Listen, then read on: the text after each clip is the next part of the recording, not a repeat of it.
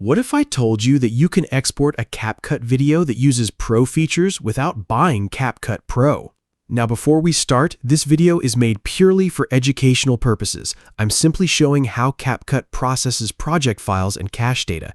Also, keep in mind that the final video quality may be slightly lower depending on your project settings. With that out of the way, let's jump straight into it. So right now, I'm inside CapCut on PC, and as you can see, I'm running the latest version available. Let's create a brand new project. For this demonstration, I'm going to make a simple video using multiple Pro features. I'll add Pro text templates, Pro effects, Pro transitions, and a few other premium elements just to make sure everything's included.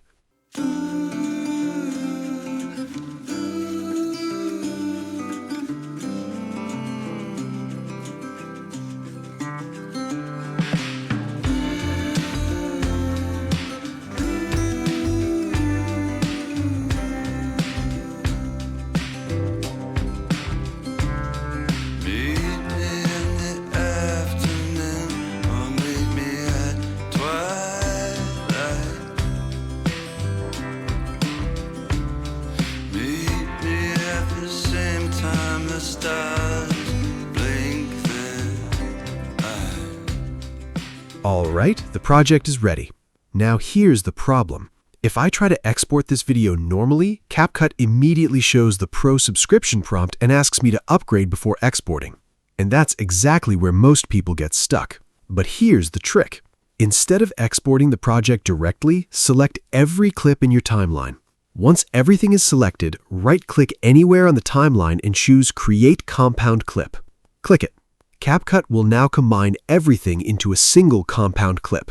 After that, click on the newly created compound clip. You'll notice a bunch of settings appear on the right side. Go to the Video tab. Then open the Basic section. Now scroll down until you find Motion Blur. Enable Motion Blur, and then immediately reduce the blur amount to 0. As soon as you do that, CapCut will begin processing the clip in the background. This next step is extremely important, so don't skip it. Wait until you see the Motion Blur processing prompt appear. Once that happens, press Win+R on your keyboard. Now follow the exact steps I'm showing on the screen. If you don't want to type everything manually, I've also provided the folder address in the description so you can paste it directly and open the correct location. Now give it about a minute. CapCut will continue generating files in the background. Alright, after waiting a bit, let's open the Cache folder.